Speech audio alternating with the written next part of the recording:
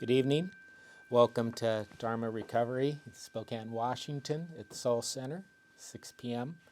Also on Zoom, so worldwide. I am John, and I get to lead the meditation tonight. It's wonderful to see everybody. I just came back from Yellowstone, and I have a different post-vacation feeling than I've had in a while. A lot of times I go to like cities and places, and it was so nice to just go out where I could be, where the buffalo roam. I don't know why that came up, but be out with all the nature. And my form of Buddhism is very nature pagan influenced, flavored. Like there's vanilla Coke. I'm pagan Buddhism kind of. Today I spent some time going into this, and I want to lead a meditation where I'm going to read the Heart Sutra, and each line I'm just going to have a short little pause.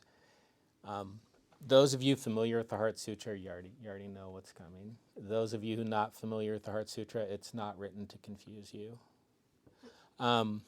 It contradicts itself because language and our perception of reality is by its very nature contradictory. And before that sounds too theoretical, it's very real because our whole lives are lived in that framework. So it's something that's good to understand. This is not my favorite translation, but this is what I'm using. It's called The Zen of Recovery.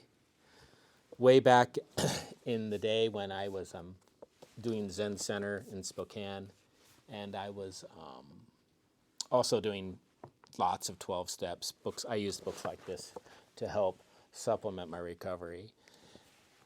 So this book has a starting section with a bunch of 12-step stuff, and then just totally abandons.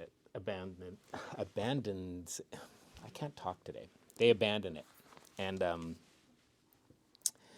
just go into the Zen of Recovery, and you don't hear steps again. So it's still a really amazing book if 12 steps are something that don't work for you, and if they are something that works for you. It's that marriage of the two. About this much deals with steps, and the rest just deals with everyday recovery stuff. So I'm going to say, I got to chant this in a retreat in Japanese, which I don't understand Japanese, not even a little bit.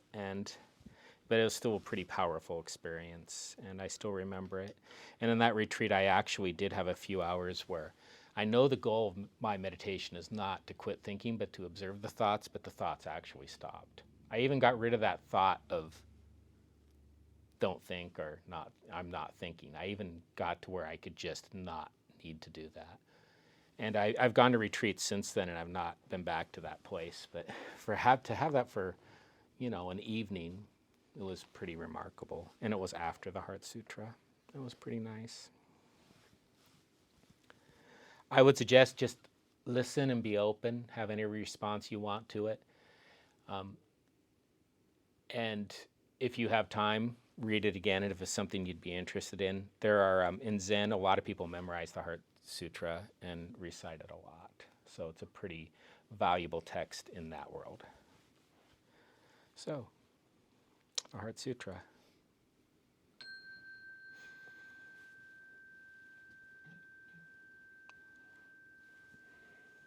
Our true self, when practicing fearless self-examination and mindfulness, discovers that our beliefs, character defects, and diseases are empty and without any true existence.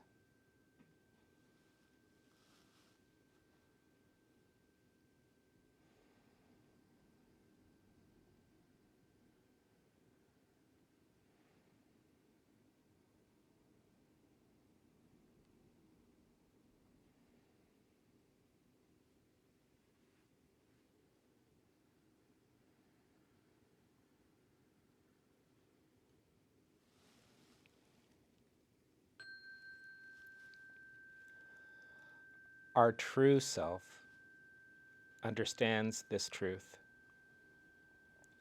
reminds our small self through suffering and ego deflation that the form these things take is no different from their emptiness, and that their emptiness is no different from their form. Only our minds, which divide experience into this and that, good and bad, self and disease, empty and not empty, make it appear otherwise.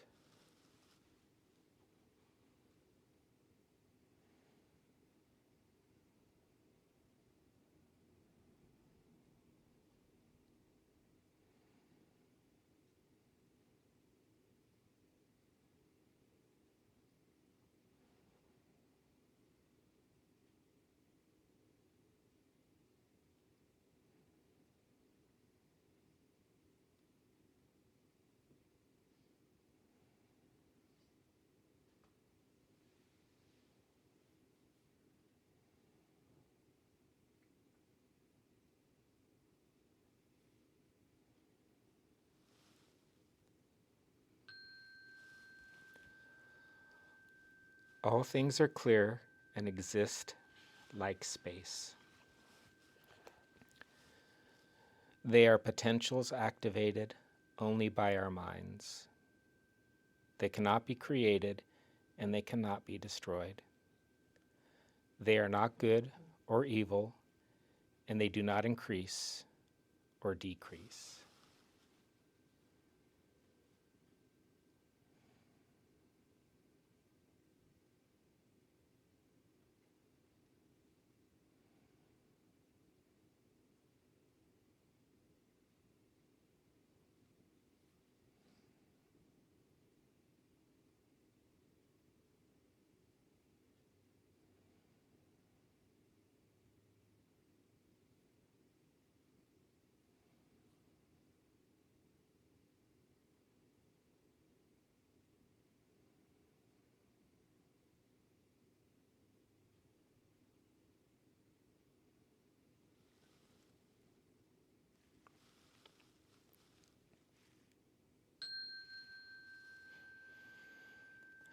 There is no ignorance to be lost and no knowledge to be gained, no compulsion and no wholeness, as well as no end to them, until we admit our powerlessness.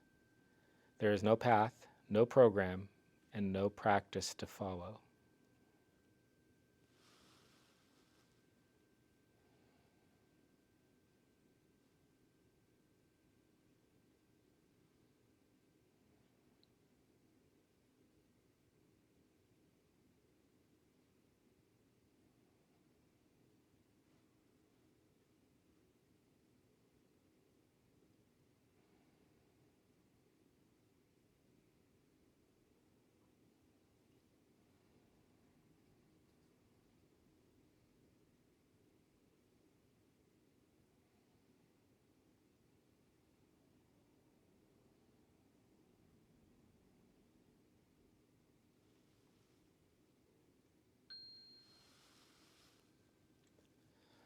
There is no attainment because there is really nothing to attain.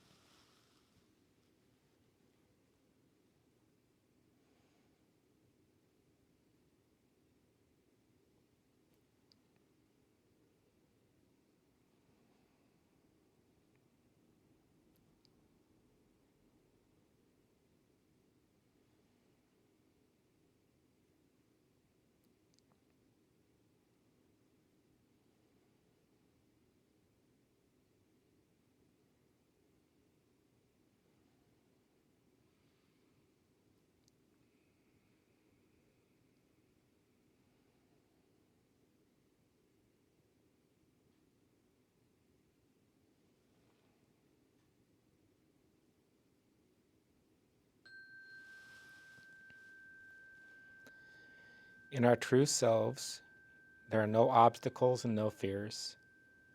Transcending all dualistic beliefs about small self, denial, and disease, one recovers one's true self as having always been complete. and knows there was never really anything to recover. All is well.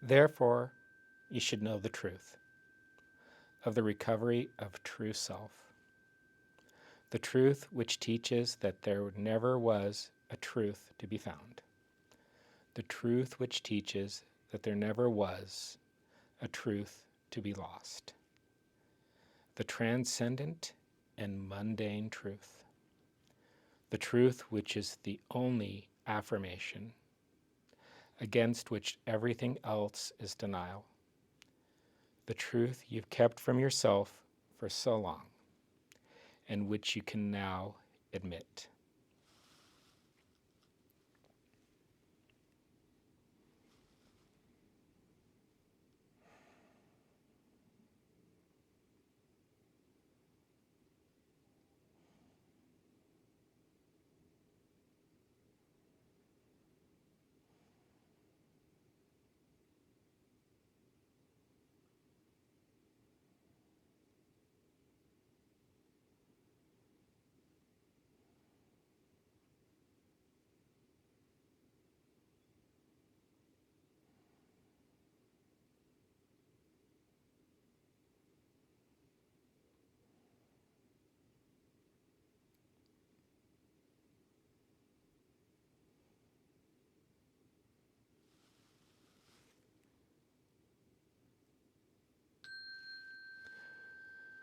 True self, I know you now, gone, gone, gone, to the other shore of unity, wholeness and love, gone, gone, gone, to the other shore beyond the sea of denial and disease.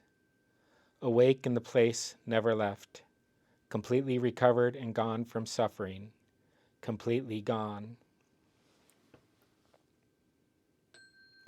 Gone, gone far beyond, gone absolutely beyond. Gone, gone far beyond, gone absolutely beyond. Gone, gone, gone far beyond, gone absolutely beyond.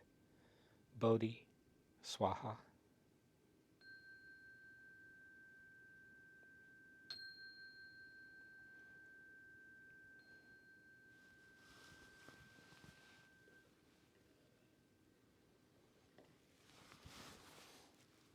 Namaste.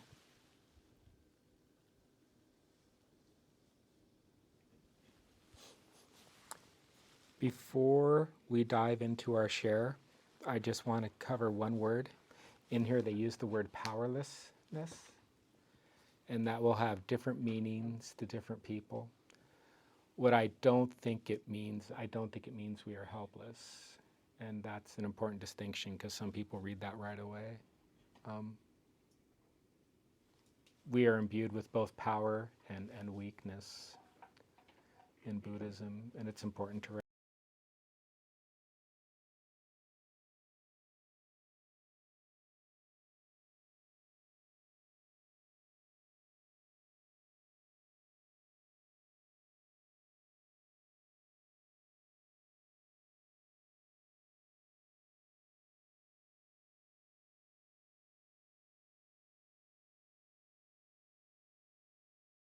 Our dedication of merit. Back to you, John. Okay. Prepare for the dedication of merit.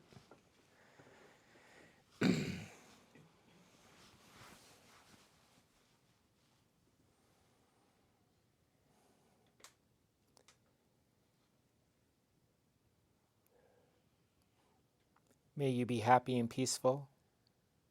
May you be healthy and strong. May you be safe and protected. May you live with ease. Namaste. Namaste.